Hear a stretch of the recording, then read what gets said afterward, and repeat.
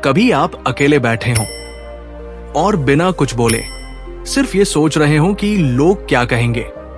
हाँ, वही लोग जो कभी आपके साथ नहीं चलते पर आपकी हर राह पर राय देते हैं। आप एक कदम आगे बढ़ाओ तो आवाजें आती हैं, ये क्यों कर रहा है, इसका क्या फायदा, देख लेना, गिरेगा जरूर। और दुख की बात यह है कि हम उनकी बातों को सच मानने लगते हैं। हम खुद से ज्यादा विश्वास लोगों की सोच पर करने लगते हैं। लेकिन क्या कभी आपने खुद से यह पूछा है, मैं कौन हूं, मैं क्या चाहता हूं? क्या मैं सिर्फ दूसरों की अपेक्षाओं के लिए जी रहा हूं? हम इस दुनिया में एक उद्देश्य लेकर आए हैं पर जी रहे हैं एक डर के साए में। लोग क्या सोचेंगे, लोग क्या कहेंगे, लोग क्या करेंगे। और इसी डर में हम अपने भीतर के सूरज को उगने ही नहीं देते। रामायण में जब राम वनवास जा रहे थे, लोगों ने कहा, इतने योग्य राजकुमार को जंगल क्यों भेजा जा रहा है? पर राम ने एक शब्द भी नहीं कहा। क्यों? क्योंकि उन्हें पता था कर्तव्य राय से बड़ा होता है। भगवान बुद्ध ने जब घर छोड़ा तो समाज ने उन्हें पलायनवादी कहा, पर उन्होंने किसी की नहीं सुनी।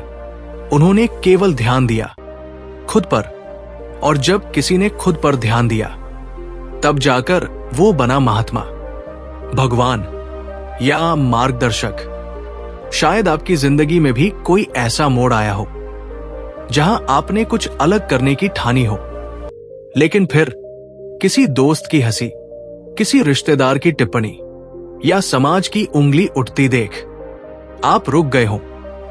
क्या आपको पता है आपने उस पल क्या खोया? अपने भविष्य का सबसे कीमती मौका।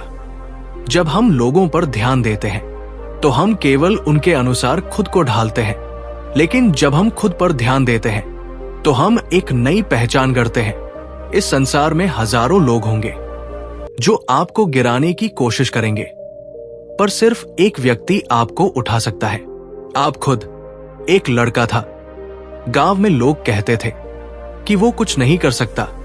वो चुप रहता था लेकिन अंदर से जल रहा था।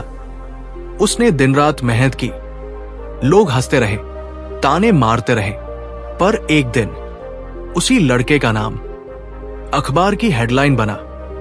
लोग कहने लगे, हमें तो शुरू से पता था ये कुछ बड़ा करेगा। पर क्या वो उन्हीं लोगों के लिए मेहनत कर रहा था? नहीं, वो जानता था अगर मुझे उड़ना है तो खुद के पंखों पर भरोसा करना होगा। संस्कार हमें सिखाते हैं, वाणी से नहीं, आचरण से बड़ा बनो। और आचरण तभी बदलता है जब हम बाहर नहीं, भीतर देखने लगते हैं। पंचवटी की छाव में तप करने वाले ऋषि मुनि किसी सभा में नहीं बैठे थे।